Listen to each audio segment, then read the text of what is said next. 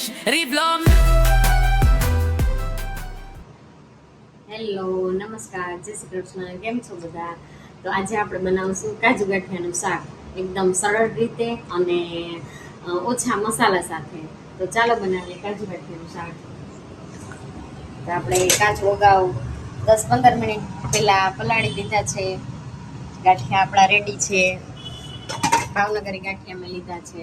બહુ જાડાઈ નથી, બહુ ઝીણાઈ નથી. અને આ છે લસણ, ડુંગળી અને ટમેટાની ગ્રેવી.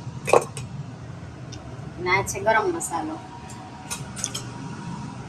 અને બાકીના આપણા રેગ્યુલર જે મસાલા હોય છે એ. પેલા તેલ મૂકી દઈએ.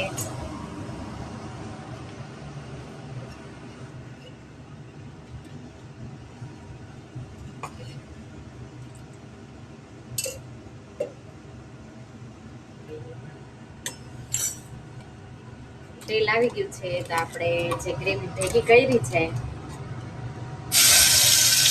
આપણે પેલા નાખી દઈએ.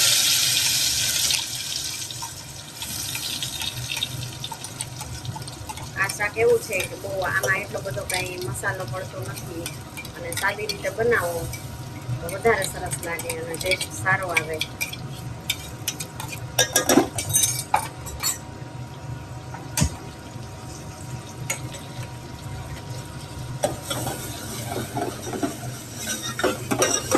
ત્યાં સુધી ઉપર તેલ ન આવી જાય ત્યાં સુધી આપણે આને પાકવા દઈએ હળદર મીઠા સાથે. હળદર અને મીઠું.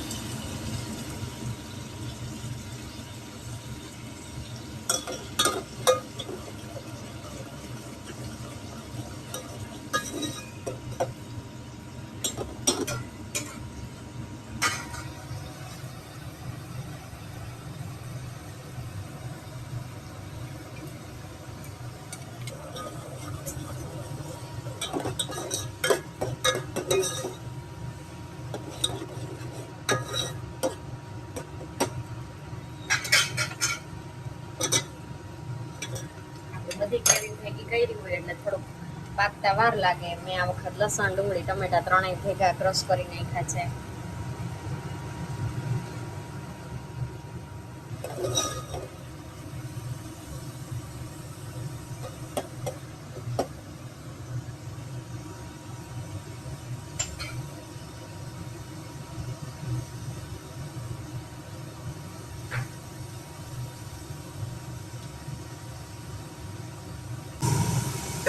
આપણી ગ્રેવી થઈ ગઈ છે તૈયાર. હવે આપણે એમાં થોડુંક પાણી નાખી દઈએ.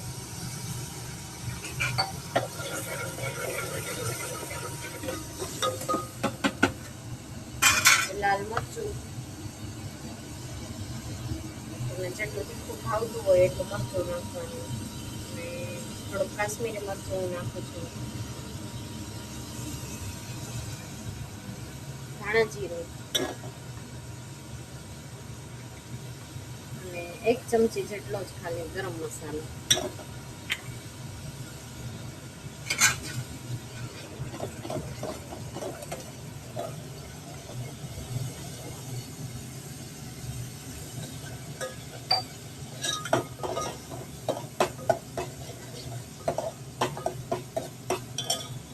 અને જો તમને ખાંડવાળું ભાવતું હોય તો તમે ખાંડ નાખી શકો છો.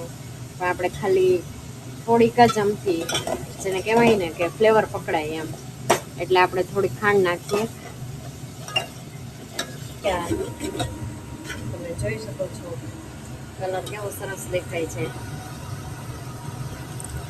મેં આમાં કાંઈ બહુ મસાલા એડ નથી કર્યા. તો હવે આપણે મેઇન પ્રોસીજર આપણા કાજુ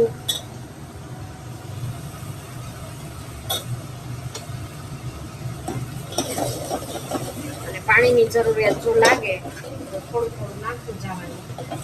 બહુ છાછી જરૂરિયાત આમાં પાણીની ન હોય. ગાંઠિયા હોય એટલે થોડોક રસો પીવાઈ જાય વધારે એટલે આપણે થોડુંક પાણી નાખવાનું. અને આ છે આપણા ભાવનગરી ગાંઠિયા.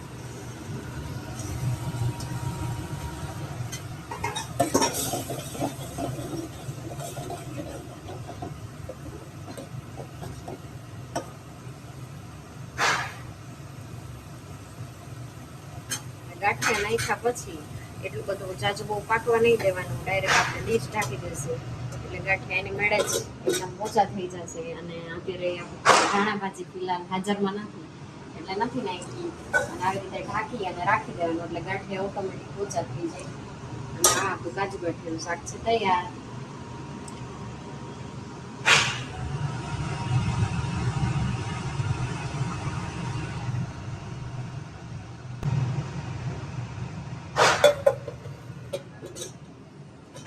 તો તમને અમારા કાજુ ગાંઠિયાના શાકની રેસીપી કેવી લાગી તમને જણાવજો, અને તમે પણ કાજુ ગાંઠિયાનું શાક જરૂર ટ્રાય કરજો. અમે આવી રીતે ઓછા મસાલા સાથે બનાવીએ છીએ, તમે કેવી રીતે બનાવો છો એ જણાવજો, અને તમે પણ જરૂર ટ્રાય કરજો. લાઈક કરજો, શેર કરજો અને સબસ્ક્રાઈબ કરજો. Thank you.